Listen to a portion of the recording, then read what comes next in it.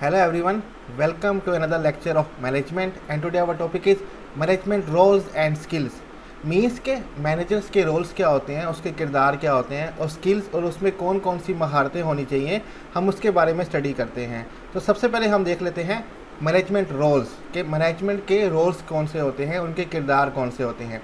In late 1960 Henry Mintzberg, author on business and management, determine the role of management which are consistents of 10 role. 1960 के आखिर में Henry मिन्सबर्ग, जो कि business और management के author हैं, उन्होंने मैनेजमेंट के रोल्स डिफाइन किए थे, रोल्स डिटरमिन किए थे, जो कि कंसिस्ट करते हैं 10 रोल्स पे। ठीक है, तो वन बाय वन हम तमाम रोल्स को देखेंगे। सबसे पहले हमारे पास 3 रोल्स होते हैं जो कि हैं interpersonal roles, communication roles, means के दूसरों से रब्ता करने के किरदार होते हैं। The number 1 is figurehead, symbolic head required to perform a numbers of routine duties such as factory supervisor। जो सबसे पहला किरदार है मैनेजर का वो है फिगर हेड, मीन्स के सिम्बॉलिक हेड बराए नाम का एक हेड होता है जो कि सुपरवाइज करता है बहुत सारे फंक्शंस को।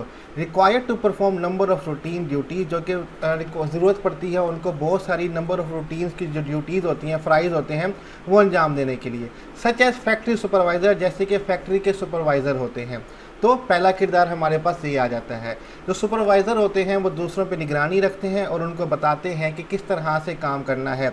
अगर एम्प्लॉई और सुपरवाइज़र के बीच में कम्युनिकेशन गैप ना हो तो वो बेहतर तरीके से काम कर पाते हैं। अगर कम्युनिकेशन गैप ज़्यादा हो तो कभी भी ऑर्गेनाइजेशन के गोल जो है वो अचीव नहीं हो पाते।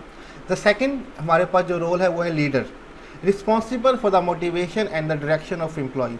जो सेकंड रोल है किसी भी मैनेजर का मैनेजमेंट के अंदर वो है लीडर का, कि रिस्पॉन्सिबल है, जिम्मेदार है फॉर द मोटिवेशन, कि हौसला अफजाई करे एंड डायरेक्शन, और रास्ता दिखाए, डायरेक्शन दिखाए तमाम एम्प्लॉयज़ को कि उनकी हौसला अफजाई करनी है, किस तरह से उसके लिए डिफरेंट मेथड हैं। वो सैलरी बढ़ा सकते हैं, कोई अपॉर्चुनिटी फराम कर सकते हैं कि बेहतर काम करने वालों को इंसेंटिव मिलेगा, रिवार्ड मिलेगा, एक्सेट्रा। तो मोटिवेट करना है और उनको डायरेक्शन देनी है एम्प्लॉयज़ की। तो ये सेकंड रोल हो जाता है हमारे पास, जो कि इंटरपर्सनल रोल है। थर्ड हमारे पास है लियाइसन। लियाइसन कहते हैं कोऑपरेशन, कोलैबोरेशन, दूसरों से ताउन करने वाले, कोलैबोरेट करने वाले। Maintain a network of contact who provide favour and information to other. अब ये नेटवर्क बनाते हैं एक दूसरे से कॉन्टैक्ट करने का, प्रोवाइड करते हैं फेवरेबल इंफॉर्मेशन, दूसरों को फेवर भी प्रोवाइड करते हैं, इन्फॉर्मेशन भी प्रोवाइड करते हैं जो एम्प्लॉय को ज़रूरत होती है।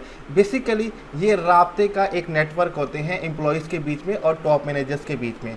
तो ये भी एक रोल हो जाता है हमारे पास मैनेजमेंट का, जो कि तीसरा रोल है, जो कि इंटरपर्सनल रोल है। नेक्स्ट हमारे पास जो फोर्थ रोल है वो हम देखते हैं कि हमारे पास क्या है। फोर्थ रोल है मोनीटर, जो कि इंफॉर्मेशनल रोल्स के बीच में आता है, कि अब मैनेजर्स को मालूमात का जो किरदार है वो अदा करना है, और उसमें सबसे पहले आ जाता है हमारे पास मोनीटर, जो कि फोर्थ रोल है मैनेजमेंट का। Collect information from outside the organisation, serve as centre of internal and external information of the organisation. अब ये हमारे पास चौथा जो काम है मैनेजमेंट का या मैनेजर का, वो है कि इंफॉर्मेशन कलेक्ट करना जो भी ऑर्गेनाइजेशन के बाहर है, और फिर सर्व करना as internal and external information of the organisation, और फिर जो भी इंफॉर्मेशन चाहिए इंटरनल लोगों को ऑर्गेनाइजेशन के बाहर से, वो कंपनी तक या ऑर्गेनाइजेशन तक पहुंचाना। ये हमारे पास फोर्थ रोल हो जाता है मैनेजमेंट का। फिफ्थ हमारे पास हो जाता है डिसेमिनेटर। डिसेमिनेटर का मीनिंग होता है person who spread the news, खबर बिखेरने वाला। Transmit information to the member of organisation, जितनी भी इंफॉर्मेशन है जो जिस तक पहुंचानी है, उसका जो काम होता है वो मैनेजर का होता है। मैनेजमेंट रोल्स में आ जाता है, किरदार में आ जाता है कि इंफॉर्मेशन बिखेरने वाला, कि जिसको जो इंफॉर्मेशन चाहिए वहाँ तक पहुँचाना, ये भी एक मैनेजमेंट का रोल कहलाता है। नेक्स्ट हमारे पास आ जाता है सिक्स्थ, वो है spokesperson, represent the organisation to outside, serve as expert on organisation industry. ये जो किरदार है, ये जो काम है बेसिकली कि ऑर्गेनाइजेशन को बैरूनी दुनिया में तारुफ करवाना। ठीक है, मैनेजर का एक ये भी रोल होता है कि ऑर्गेनाइजेशन को बैरूनी दुनिया से या बाहर के लोगों तक इंट्रोड्यूस करवाना। ये एक्सपर्ट के तौर पे काम करते हैं अपनी ऑर्गेनाइजेशन के बारे में। तो ये भी एक रोल होता है मैनेजमेंट का या मैनेजर का। नेक्स्ट हमारे पास आ जाते हैं डिसीजनल रोल। ठीक है, फैसला करने वाले जो हमारे पास किरदार होते हैं मैनेजर के, वो जिसमें हमारे पास सबसे पहले और जो सातवां रोल है वो है एंटरप्रेन्योर। एंटरप्रेन्योर ऐसे शख्स को कहते हैं कि जो रिस्क लेके नया बिजनेस स्टार्ट करता है। Initiate and oversee new project that will improve their organisation performance. ठीक है, ये इनिशिएट लेते हैं, कदम उठाते हैं और निगरानी रखते हैं न्यू प्रोजेक्ट के ऊपर और इम्प्रूव करते हैं ऑर्गेनाइजेशन की परफॉर्मेंस को, कारकर्दगी को। ये भी एक मैनेजर का या मैनेजमेंट का किरदार होता है कि वो इनिशिएटिव ले, मुश्किल स्टेप ले, नए प्रोजेक्ट स्टार्ट करे और ऑर्गेनाइजेशन की परफॉर्मेंस को और ऑर्गेनाइजेशन के गोल्स को अचीव करे।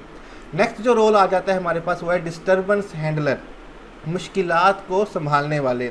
Responsible for the correction action when organisation faces unexpected disturbance.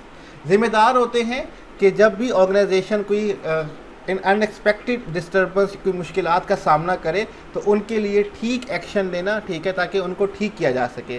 तो ये भी एक किरदार है मैनेजर का कि वो डिस्टर्बेंस को हैंडल कर सके। नेक्स्ट हमारे पास है resource allocator, responsible for allocating human, physical and other resources. ये बेसिकली ह्यूमन रिसोर्स मैनेजमेंट का या ऑर्गेनाइजिंग का जो काम होता है, जो हमने सेकंड हमारे पास जो था फंक्शन था मैनेजमेंट का ऑर्गेनाइजिंग, तो रिसोर्स एलोकेटर के वसाइल को जमा करने वाले। तो ये जिम्मेदार होते हैं कि जो भी इंसानी वसाइल मिल के जो एम्प्लॉय चाहिए किसी भी डिपार्टमेंट के अंदर, या फिज़िकल या अदर रिसोर्सेज, कोई भी मशीनरी, कोई भी इक्विपमेंट चाहिए तो वो जमा करके वहाँ तक पहुँचाना, उस जगह तक पहुँचाना जहाँ पे भी ऑर्गेनाइजेशन में उसकी ज़रूरत है। तो ये भी एक किरदार होता है मैनेजर का। नेक्स्ट हमारे पास आ जाता है लास्ट, निगोशिएटर, मामला तय करने वाले। Discuss issue and bargain with other. Manager का एक काम ये भी होता है कि वो निगोशिएट करे, मामलात को तय करे, दूसरों के साथ सौदेबाजी करे, चाहे वो उनके सप्लायर हैं, चाहे वो डिस्ट्रीब्यूटर हैं, चाहे एम्प्लॉय के साथ कोई मामलात हैं, तो उनके साथ मामला तय करे और ऑर्गेनाइजेशन की परफॉर्मेंस को बेहतर करे। तो ये हमारे पास 10 रोल्स होते हैं मैनेजमेंट के जो कि मैनेजर कर रहा होता है। The number 1 is figure head, कि वो एक बराए नाम का हेड होता है, उसको सारे सब काम करने होते हैं, नंबर ऑफ़ ड्यूटीज़ करनी होती हैं। लीडर होता है, रिस्पॉन्सिबल होता है एम्प्लॉय की मोटिवेशन के लिए। लाइसन होता है, कोऑपरेशन और कोलैबोरेशन करता है। नेटवर्क, बेसिकली कॉन्टैक्ट का नेटवर्क होता है वो, कि कहाँ तक कौन सी बात पहुँचानी है। मोनीटर करता है बाहर की इन्फॉर्मेशन को। डिसेमिनेटर, ऑर्गेनाइजेशन में सारी इन्फॉर्मेशन फैलाने वाला होता है। स्पोक पर्सन, रिप्रेजेंट करता है ऑर्गेनाइजेशन को आउटसाइड द वर्ल्ड। और हमारे पास आ जाते हैं एंटरप्रेन्योर, नए नए प्रोजेक्ट इनिशिएट करता है। डिस्टर्बेंस हैंडलर, मुश्किलात को हैंडल करता है। रिसोर्स एलोकेटर, वसाइल को जमा करता है। और निगोशिएटर, मामला तय करने वाला होता है। ये हमारे पास बेसिकली 10 रोल्स थे मैनेजमेंट के। नेक्स्ट हमारे पास आ जाते हैं मैनेजमेंट स्किल्स, कि हमारे पास कौन सी इंतज़ामिया की महारतें होनी चाहिए। तो नंबर 1 हमारे पास है टेक्निकल स्किल, तकनीकी महारतें। The ability to apply specialised knowledge and expertise such as civil engineering और सर्जन।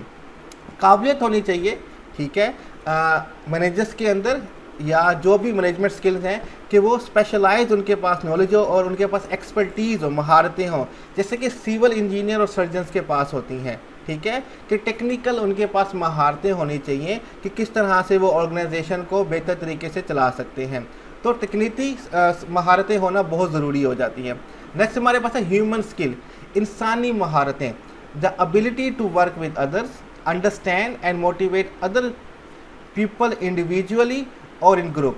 इतनी काबिलियत होनी चाहिए कि हम दूसरों के साथ काम कर सकें, दूसरों को समझ सकें, उनको मोटिवेट कर सकें कि जब हम इंडिविजुअल काम कर रहे हों लोगों के साथ या ग्रुप में काम कर रहे हों।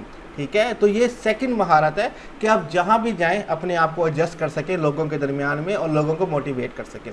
लास्ट हमारे पास आ जाता है कॉन्सेप्चुअल स्किल्स, तसव्वुराती महारत। ठीक है, the mental ability to analyse and diagnose complex situation, कि ये दिमागी सलाहियतें होती हैं जो जायज़ा ले सकती हैं और आइडेंटिफाई, डायग्नोज कर सकती हैं कॉम्प्लेक्स सिचुएशन को, कि अगर ये मसला आ रहा है तो क्यों आ रहा है और इसका क्या सोल्यूशन होगा। ये काबिलियत, ये स्किल्स भी हमारे मैनेजमेंट्स के अंदर आ जाती हैं और ये मैनेजर के अंदर होनी चाहिए। तो मैनेजर के अंदर टेक्निकल स्किल्स होनी चाहिए, ह्यूमन स्किल्स होनी चाहिए और कॉन्सेप्चुअल स्किल्स होनी चाहिए, और ये तीनों बहुत इंपॉर्टेंट मैनेजमेंट स्किल्स होते हैं। तो आज का जो हमारा लेक्चर था मैनेजमेंट रोल्स और स्किल्स का, वो यहीं पे दी एंड पे पहुंचता है। इन स्लाइड्स का लिंक मैं डिस्क्रिप्शन में दे दूंगा, आप वहां से कॉपी कर सकते हैं और कोई भी क्वेश्चन हो आप कमेंट में मुझसे पूछ सकते हैं। तो यहीं पे हम अपना आज का लेक्चर ख़त्म करेंगे। अल्लाह हाफिज़।